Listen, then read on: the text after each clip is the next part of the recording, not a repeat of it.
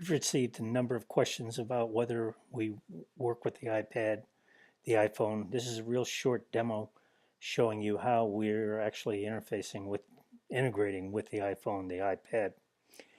Uh, it's important to remember this is just a real small part of the overall MPSS system. What we're doing here is we're using cellular phones, Android and iPhone, to collect things like weapon movement and audio and video, and they can be watched locally on the device itself, and it can also be streamed over to a server for further analysis. That's important too, and the analysis, what we're doing right now and working on, is that the assessment of the information that's coming across, this information from the mobile device plus other sensors such as the pulse and the weapon movement and the respiration and the anxiety level. So if we start this up, what we basically have here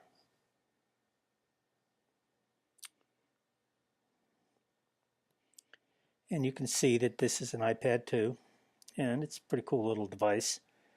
And to start off, we have something called binaural playback, which is nothing more than it's a series of tones that are designed to set a mode inside someone's mind. It works pretty well. We have biometric track, and we'll get back to that one. And then we have credentials, so that with credentials, we can go ahead and set it up and talk to any server wherever we have connectivity. We can operate locally and we can operate remotely.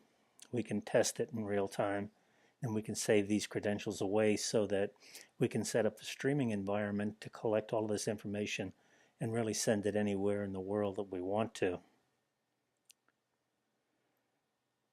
So if we look at biometric track is pretty simple in the fact that we can collect audio at the moment.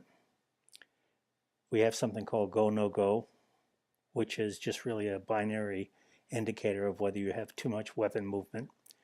Then we have the generic acceleration of the weapon itself. We have tilt, where you'll actually see it's another way of presenting to people.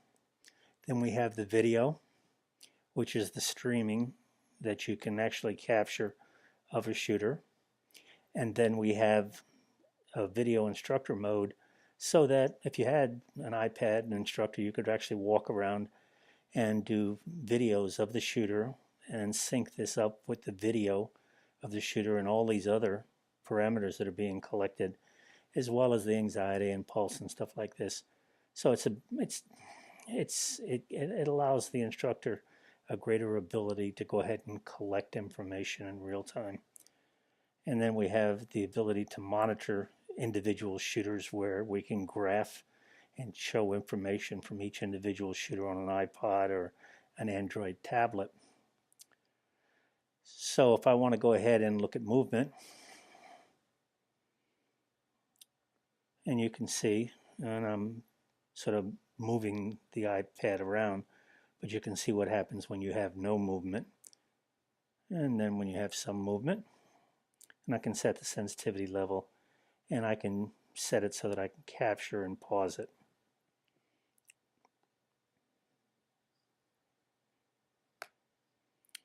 The go, no go, pretty simple. As I said, it's pretty much a binary state telling the shooter whether there's movement or not. You have to think about this. This is a visual indicator. This information is actually being sent to a server, and this information is then being sent back over to Google Glass and playing messages inside the shooter ear, telling him he's moving the weapon too much. And we've got the ability to track audio.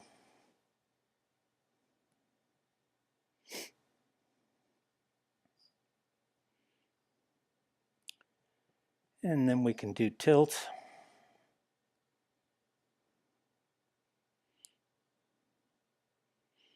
Which is an indication, and it's just another way of presenting information to someone. And this information too is sent to a server, and based upon it being collected on the server side, results are being sent back to Google Glass to play messages. And then we can do video.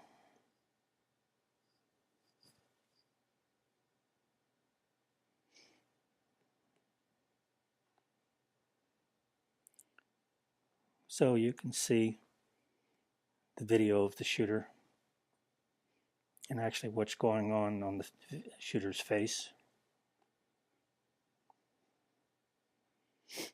And you can watch what's going on downstream with the instructor. The cool thing about the video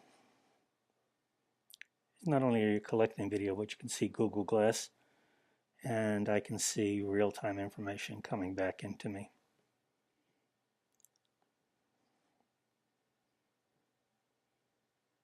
That's about it. So if you have any more questions, 603-505-6500. Thanks a lot.